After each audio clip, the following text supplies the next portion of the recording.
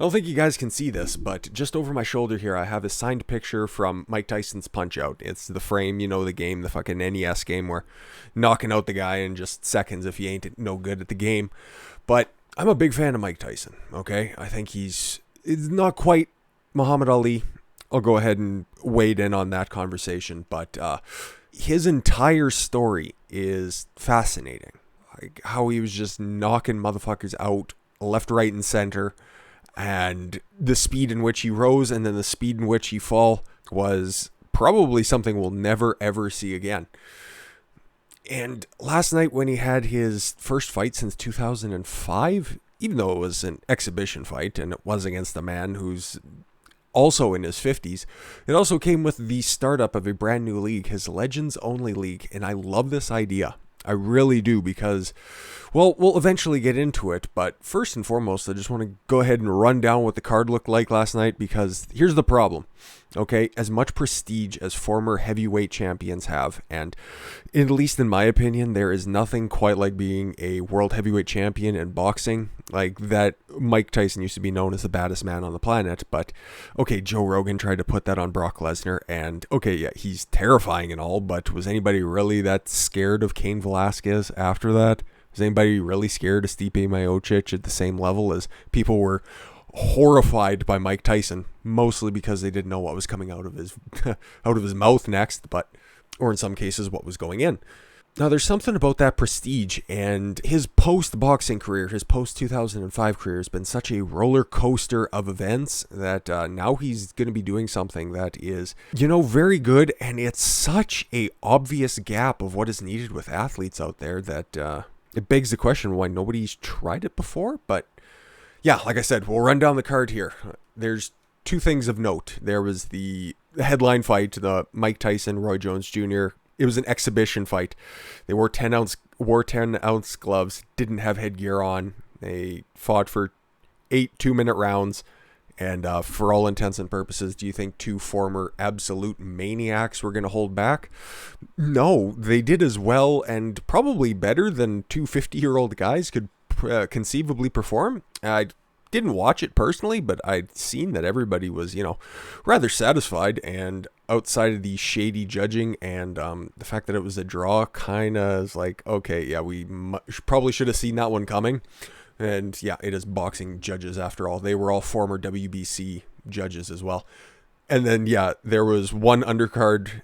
I think it was the co-main, Jake Paul, the YouTuber, and Nate Robinson, the former slam dunk champion. Listen, the dude can fucking jump right out the gym, but he got put face down on that mat so hard. I'm sure y'all have seen the GIFs by now. And you know what? This might be an unpopular opinion, but Jake Paul called out Conor McGregor, and that would be very interesting. And I think he might be able to beat Conor McGregor in a boxing match. I think it would be competitive, at least. I think it would be better than obviously than Nate Robinson, because that fucker has no defense whatsoever. Well, let's get into the meat of the stuff. I know that's like the third or fourth time I fucking said let's do this, so follow up with my word on this one. Mike Tyson and Roy Jones Jr. stayed competitive throughout their 8-round exhibition, ending the opening night of Tyson's Legends Only League with a draw and perhaps leaving viewers wanting to see more. Long past their primes, there were moments where the 54-year-old Tyson's hooks made the viewer question the year, hitting the 51-year-old Jones with body shots and presenting a far more respectable outing than he did in the embarrassing loss to Kevin McBride in 2005. I was 15 at the time and I didn't even know that was really going on. I was probably having debates why I thought AC/DC was the best band of all time at the 9th grade lunch table. Like, the fuck did I know? Though fleeting, both fighters had moments where they reminded the paying audience why they were once elite and never looked out of place in the setting.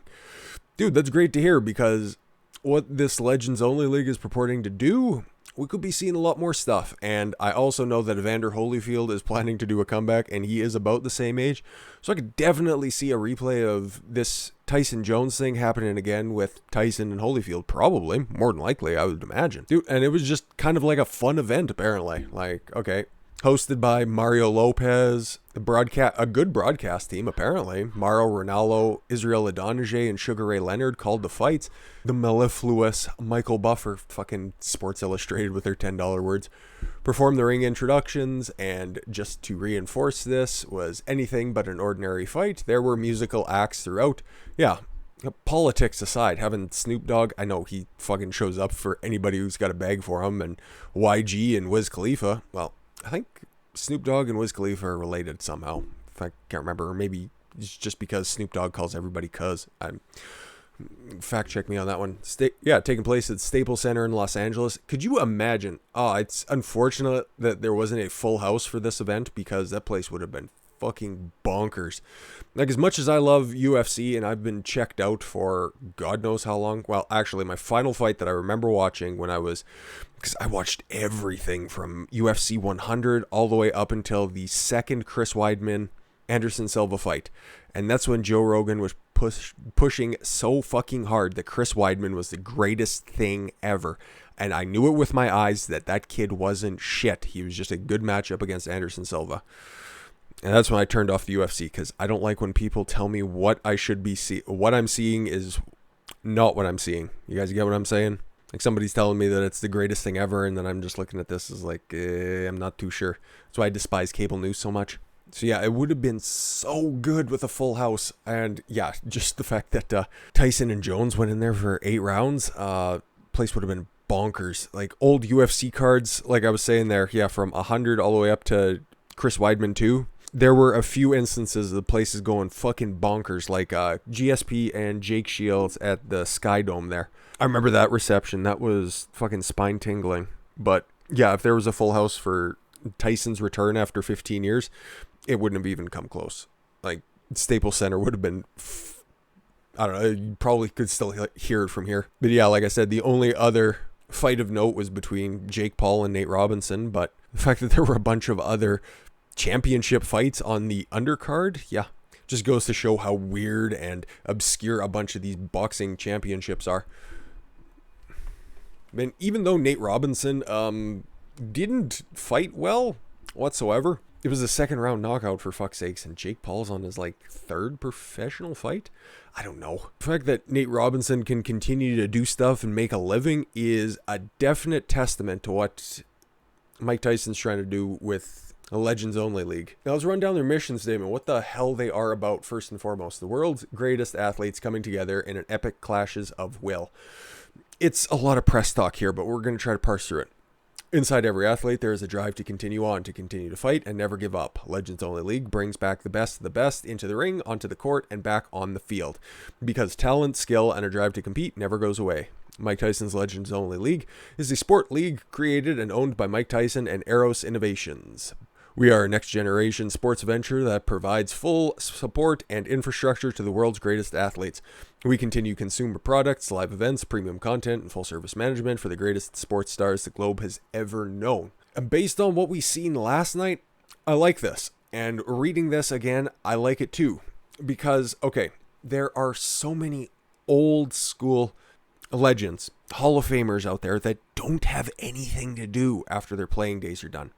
Now, in the NFL, you used to have, prior to like the little Susie Colberts and Aaron Andrews being on the sidelines, you'd have guys like Lynn Swann, O.J. Simpson. They'd be down there talking with the boys, getting some good information. And yeah, like I trust Susie Colbert with her knowledge of a 4-3 fucking defense, or Aaron Andrews telling me about the fucking shift that the Tampa Bay Rays put on. Like, give me a fucking break. No, I want to hear from these guys who have on-field experience. I want to see something broken down. And you know what? If they want to play with their peers, guys who are, yeah, of retirement age, like, if Legends Only League is going to put together like a fucking charity softball game with a bunch of old Hall of Famers who just want to get together and put it on pay-per-view, that's fucking great. Okay, if Tyson wants to, yeah, go another 8 rounds with Holyfield, that's awesome. This is like having Super Smash Brothers with like real world athletes, where you can just put them in a bunch of goofy situations and see how they perform. Because how many old Hall of Famers do you see who, well, not even Hall of Famers, just recognizable names that, end up having to play overseas. Like Allen Iverson made millions and millions of dollars in the NBA and on endorsements, and is probably one of the most famous athletes of the 2000s. I don't think that's a stretch to say. The fucking guy lost all of his money, just blew it, and had to go play in China for a few years, and then even was a part of that Ice Cube's 3-on-3, the Big Three.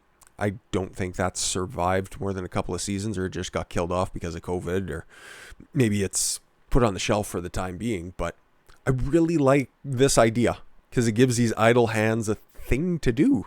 Let's see what this opinion piece is all about. Mike Tyson and Roy Jones Jr. boxed tonight in a historic exhibition match. While the fight is criticized by a good bit for its apparent rules that don't allow knockouts, but something I find interesting is the Legends Only League that the fight is being produced and promoted under.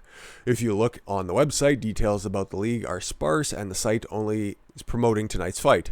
But I believe Mike Tyson is onto something niche that is needed in combat sports for a long, long time. Also, team sports as well.